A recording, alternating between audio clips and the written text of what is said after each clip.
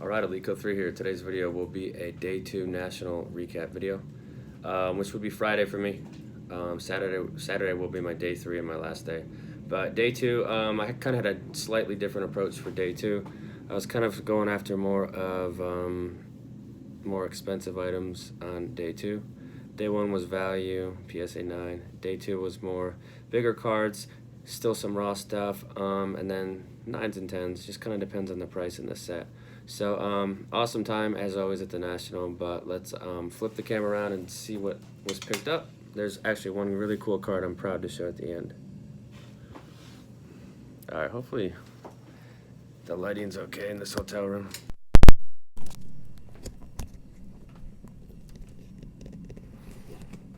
Alright, so we're starting off with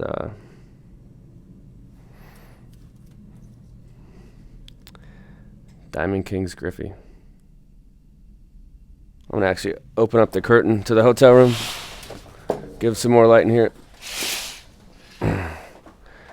Hopefully that's better. Okay, Donruss, Diamond Kings, and your rated rookie. So, I mean, that's the cheapest cards I bought all day, but they look really clean, guys, and I like to collect pretty much everything.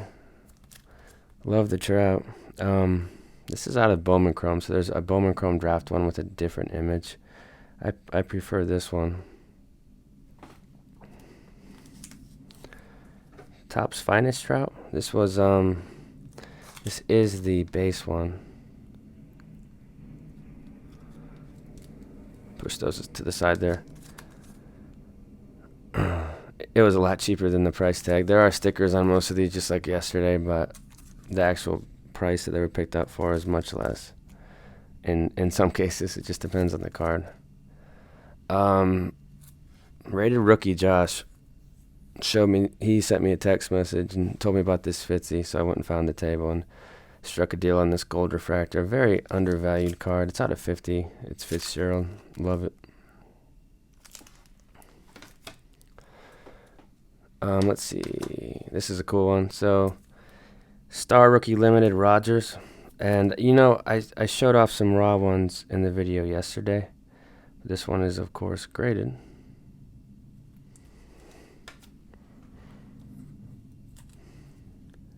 And then Trout. This is a gold refractor for like 40 bucks from, this is 19 Finest. It's got good shine, though. Moustakas. This would be the Prospect Auto. It was like 15 or 20 bucks, but he's on Milwaukee now, but he'll always be a Royal to me. And then here's some more raw low-end rookies. So this is kind of the stuff I was buying on day one, but it just doesn't get old.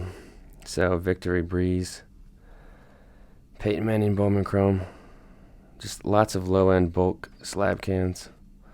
Jeter Select, Aikman Score. This one looks like it could be a 9. Another Jeter Score, and then these are from the same seller, so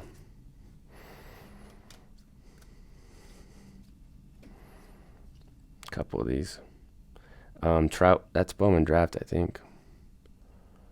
Bowman Draft paper bases, 60, 65 on those.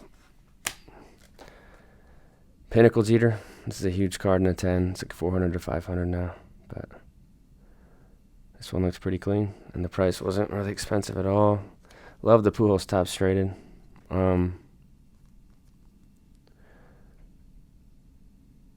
Centered pretty well. I don't see too much white, but this is like a green bordered card, so it is common. Like the Star Rookie. Looks like some of the foils coming off. That happened with the Steph Curry too. I just didn't pay attention to that, but yeah, this one's got some serious surface. Probably like a 7.5, that one. Another Brett rookie. It's off center, but it's not bad. 6. 5.5, 6, I would say on that one is the potential grade. So I think somebody posted a question about collecting running backs, and the answer to that is I do collect running backs. I just don't think they're a good investment, if that makes sense. They're really fun to watch, and they just don't have as long of careers as quarterbacks and receivers. You know, they take a lot more of punishment down there in the trenches. So if you're collecting them, I think that's cool. If you're looking to invest in running backs, there's not much potential for the future, and that's just the reality of the situation. So I do like Tomlinson. I'll buy a few Barkleys here and there, and of course Peterson. So also Zeke for Dallas. I think he could put together a good Hall of Fame career if he stays healthy. A couple rookies, so one raw and one in a 7.5. So you see the jump up in price for one that's graded, and this one doesn't look bad. It's like a 5 or 6. So I'm starting to like the SGC slab, I have to admit. LY 84 tops in an 8.5. This was a good price. It's off center though. The right to left. It's probably why it's not a 9 or higher. This was neat. Fleer Premium. Breeze to 2001. And this is a very, very tough set. And I just looked the card over and it looked like, I mean, mint plus. Great looking card. Here's an LY 8. So we saw the 9. Here's an 8. This one's actually, I think, centered about the same as the 8.5. Very comparable in condition to the 8.5. Okay, so this guy had this card marked really high, but I can't remember what I offered, but I feel like I got it for a fair price. It's the Peyton Manning base. There is a variation of this, which is tougher, but the card just looks, I mean, it's so clean, and it's an SGC 9. It's got like this little surface thing, bottom left corner. See those little white dots? I think that's what, like one of the only things wrong with this one. So, SGC 9 Peyton Auto. These were extremely tough pulls back in '98, so anytime you can have a chance at a card like that, it's hard to pass them up. Saquon, I was just talking about these, but this is the Silver Prism. So you've seen the Baker Mayfield of this. I think it's over 1,000 for a 10 now. That's crazy. But this was a cool pickup because there's only like, you get one of these per hobby box. They're not in retail. It's a 300 card base set, so I mean, I'm just thinking the math off the top of my head, but I don't know, like 25 cases to pull one of these. So it's just a tough pull. Around 200 copies, I'd say. Bowman's Best. That's a PSA 9. Actually, we need to talk about that one a little more. He was pretty firm on the price, and we did a little back and forth. It's got some white on the back, and it's typical of a 9.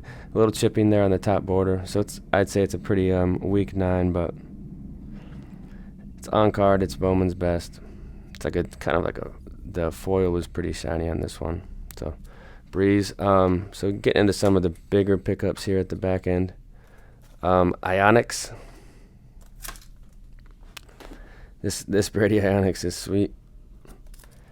And I can't remember the final sell price, but he was he was pretty firm on it, but we were able to work something out. Mint 9, I mean, these cards are just like, it's like investing in a solid stock when you buy a Brady rookie card. So Ionics, back in the day, the back card of these packs, I used to break some of these packs. The rookies were always on the back, and so when you open up the pack, you'd see the rookie first, but most times I would pull like Jerry Porter or Lavernius Coles, guys like that. Upper Deck Vintage, so back to some raw stuff. Breeze, so here's a Mahomes Optic, and that's just the base. It's not like the hollow or refractor one. Lamar Jackson Silver, that was only 40, so I mean, it seems like a decent pickup. Top Gold, Jeter Top Gold. Off-centered, but still. Around 30 on the Top Golds. That's kind of the show price the whole weekend. Here's another Rice in a 7. So I'll keep a few of these and put the rest in the store. It's just cool stuff to have in the store like this. Nice clean 7. That thing's centered very well. So I think somebody would love that in their collection. It's so affordable too. Stadium Club Peyton, So 2 of these Stadium Clubs. I think they were 5 apiece. That's very fair. Some more Breeze, probably all from the same seller. A couple of the vintages. 1 Bowman, which is impossible. I think 10s go for like $500 in this card. And then Tops, which is also very tough. But the pop was a lot easier, not easier, but there were more 10s than I thought of that card when I did some research on it. SP Authentic Calvin, so that this is only one of this card I saw the whole show. I mean, people just don't have Calvin Johnson on display because, you know, he's out of sight and out of mind, but not for me. Calvin, $3.99 with a nice 3-color. And that was like, I think $90 plus he had to charge me tax. He told me a lot of guys were cool and they take PayPal friends, but some people just don't want to do it, and I understand. Mahomes Rookies and Stars, that's just your base for $10. Okay, so I don't collect a ton of Roth just because, I mean, I think you guys know why. That sexual abuse allegations or alleged rapes, but this one has like a bottom edge. Little problem with the edge, but he told me about it, and I was like, yeah. Most of these cards aren't in perfect condition. These Bowman autos are usually pretty rough, so maybe we'll get an 8. I don't know. So Roethlisberger. I like the card because it's rare. A couple 9s of cards that we've already seen, but we'll show them again. I mean, these are just classic cards. I don't think they'll ever get old. I don't think they have a lot of potential to go down either. So Finest 9 and Beckett 9 LeBron, base tops, base finest. It's just the kind of stuff that I like to pick up. I don't think the risk is high in that stuff. It's not overly expensive either. We're getting down to the grand finale. So Soto, got a raw on Friday, got a graded one. Love the refractors. I think those are my favorite of the prospect autos. I mean, of course, the golds and oranges are sick, but prospect autos, the refractors just have a little shine, and they're a little bit more rare. So a mint 9 on the Soto. Same dealer that I bought the raw one from. I just got a great deal on the raw. Really like this one.